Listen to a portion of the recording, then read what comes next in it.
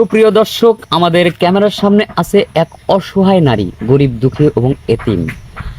এখন আমরা তাকে কিছু প্রশ্ন করব। আপু, আহ, তোমার নাম কি?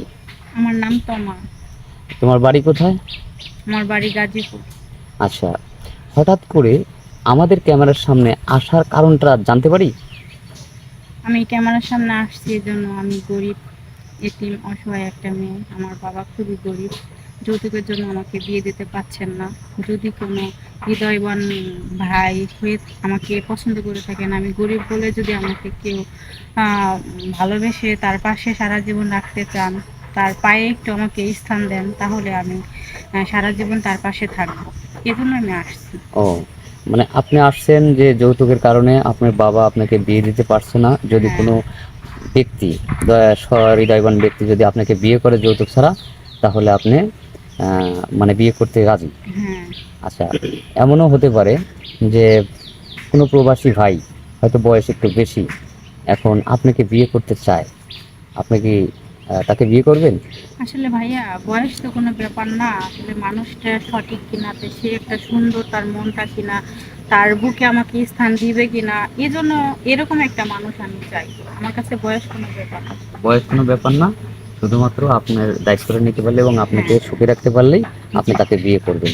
তাছাড়াও আরও অনেক কোনো কারণ থাকে, যেমন মনে করেন হয়তো কেউ দেখা যায় এমন কোনো ভাই হয়তো বিয়ে করেছে, তার বউ অসুস্থ, মানে দ্বিতীয় বউ হিসেবে যদি আপনাকে মানে নিতে চায়, তো আপনি কি সম্মতি আছেন?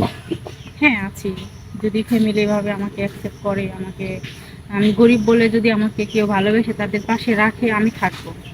আচ্ছা, আচ্ছা, মনে করেন আপনি ওই সিঙ্গেল ফ্যামিলি পছন্দ করেন না যৌথ ফ্যামিলি আমি পছন্দ যৌথ করেন? ফ্যামিলি পছন্দ করি। কারণটা কি? অনেকেই তো সিঙ্গেল ফ্যামিলি পছন্দ করে না, স্বামী সবার, সন্তান না নিয়ে সে। ভাইয়া, সবার ভালোবাসাটাই সব থেকে বেশি। একজনের ভালোবাসায় আমি সুখী হব না, আমি ফ্যামিলির সবাইকে নিয়ে সুখী থাকতে চাই। যাই হোক, এই মেয়েটির কথা শুনলেন, আমরা আর বেশি স্কিপ বাড়াতে চাই না, কারণ 2-1 মিনিটে জীবনের গল্প বলা সম্ভব না। তো তারপরে, আচ্ছা আপু, যদি কোনো ভাই আপনাকে মানে আপনার সাথে যোগাযোগ করতে চায়, হয়তো সে প্রবাসে আছে, বা দেখছি যে কোনো ভাই আপনার সাথে যদি যোগাযোগ করতে চায় আপনাকে বিয়ে করার জন্য, আপনাকে কিভাবে পাবে? আপনাদের সাথে কন্ট্যাক্ট করলে আমাকে পাবে। ও, তার মানে আপনার কোনো ফোন নাম্বার নাই, আমাদের সাথে কন্ট্যাক্ট করতে হবে। না ভাইয়া। জামাটা কই পাশে জিগান আচ্ছা, আপনি কি নামাজ কালাম পড়েন? হ্যাঁ, আমি নামাজ কালাম করি। নামাজ কালাম পড়েন না? আচ্ছা, আপনি তো গরিব এবং যে এত সুন্দর মানে ড্রেস পরছেন, এগুলি কে দিয়েছে? আমি আনছি পাশের বাড়ি থেকে, একজনের কাছ থেকে। পাশের বাড়ি তার থেকে না? শাড়িটা অনেক পছন্দ হয়েছে আমার, আমি পরলেও আমাকে অনেক সুন্দর লাগে। সবাই বলে যে, আমি একবার পরছিলাম যখন সে নতুন কিনে আনছে, তখন আমি শখ করে পরছিলাম, তো সবাই বলছে তোমাকে সুন্দর লাগছে।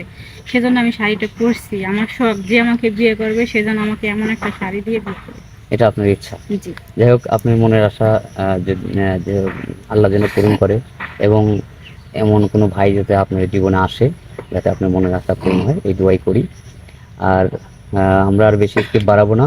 তো শুনলেন আপনারা সবাই, এই আপুর কোনো ফোন নাম্বার নাই। যদি কেউ আমাদের সাথে, যদি এই আপুর সাথে কেউ যোগাযোগ করতে চান, তাহলে আমাদের স্ক্রিনে আমাদের নাম্বার দেওয়া থাকবে, হোয়াটসঅ্যাপ আর ইমো দেওয়া আছে, নক করবেন।